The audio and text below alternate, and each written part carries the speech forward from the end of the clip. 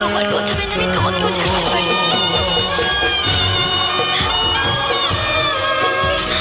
তুমি বলেছিলে না যে তোমাকে ভালোবাসবে, সে তোমার জন্য কাঁদবে।